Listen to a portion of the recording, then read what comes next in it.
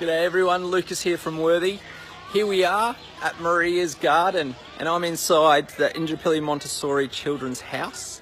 This is a project that wrapped up only 2 weeks ago and it's having great impact. The feedback we're getting from the staff is absolutely beautiful.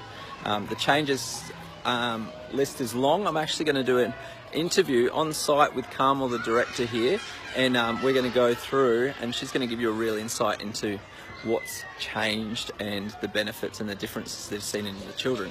But today I'm just going to introduce you to Maria's garden. Beautiful quote there. When children come into contact with nature, they reveal their strength. Beautiful quote. Now, we've got our little... See, to support the play, what's in here, we've got these little gates. So it's a real event coming into this special area, which is all based on caring for and with the environment, feeling supported within the environment. And as always at Worthy, we want to develop that worthiness of connection with Earth, with the environment, so therefore the children can build that relationship and then have something to care for. What we see time and time again when people with the best intentions are trying to teach about sustainability, they jump into let's care for the environment. But if a child's never developed that relationship with environment, or even as an extension as environment, what is there to care for? And on the bigger scheme, it's like, where is environment? It's everything. So it's this big abstract idea to get your head around. But in the form of gardens, as we have here, it's a real tangible, beautiful way to have these children care for environment, as in the gardens here, connect with environment, create a healthy environment, create healthy food, and therefore healthy me. We're turning this big abstract idea of caring for environment into this sensory, practical, tangible learning experience. So that all of a sudden there's that relationship that comes into it. So keep that in mind when you're trying to get your children to care for environment. Little fences here, they're going to help with this beautiful 2 weeks. These were just seedlings. Look how much this is absolutely cranking on, because that foundation work has been made about caring. There's no ungardening, as I call it. No, there's children ripping out plants. No ungardening, because we've elevated and it's all about caring, caring, caring. When we talk about what we plant here, we don't even talk about the varieties with the children. It's an act of caring. It's an act of love. But to run through, we've got these beautiful cottage garden plants around the outside, which we'll be harvesting flowers for the table. We've got our beautiful feijoa. We've got our big mulberry with no leaves on it. It's a perennial. We didn't kill it. It's fine. And then we've got our bananas, and then some great growing space through here for all that ground cover plants. We've got our little guinea cage over here. Thanks, Jeff, for whipping that up for us.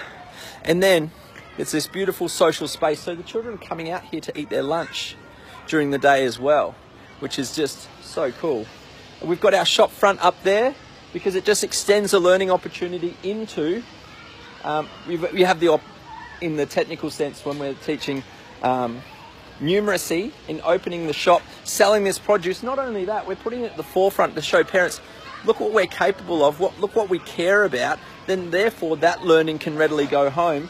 It can go home in the enthusiasm of the children, but also if they're taking produce from these gardens home as well, it's going to make for a beautiful bonding learning experience, which starts and sends home that act of caring as well. So we're impacting not just the children's learning, we're sending it home. And then we've got another beautiful gate. Thanks, Kurt, for whipping up the gate. Recycled water tank right there coming off this roof. We've got our compost units over there, compost units, worm farm at the end. We've got a little propagating bench here. So it's all of those practices you want in your garden as well. We've got our water pump here, and what's awesome is a Chloe, this is Chloe, that's a bucket. Watch this.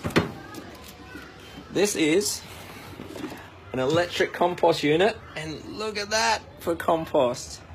Beautiful. But can't have the yield, can't keep up with this yield of so many children, so that's why we open up and we have those other external ones as well. If you want to know more about the Chloe, hit us up. I can make a special video just for you, and we'll go from there. But I'm going to wrap it up. Thanks so much for joining me. It's a bit of a long one, but I just think it's so valuable to share what's important. And I love the fact that this is at the foreground. We've even sacrificial shade cloth here We've got passion fruit that's going to grow up all around the wires around the top, cover everything in, and really create that beautiful space for these children to grow and learn. Because we know the plants are good at growing and learning, and we know the children, it's in them. Just like when we plant a plant, everyone comes to me and says, oh, you know, I'm not good at growing. I said, you don't need to be. All you need to do is create the environment for it to happen. The plants will do it for themselves. It's the exact same with teaching children. So when it comes to teaching children, create the environment they can learn and grow by themselves. Okay? It's innate. You did it. They can do it. All we need to do is support and create the environments for that beautiful growth to happen and meet their needs. All right, thanks so much. Lucas from Worthy. Share, comment, all that fun stuff. Have any questions further about it? I'm happy to make as much content as you want.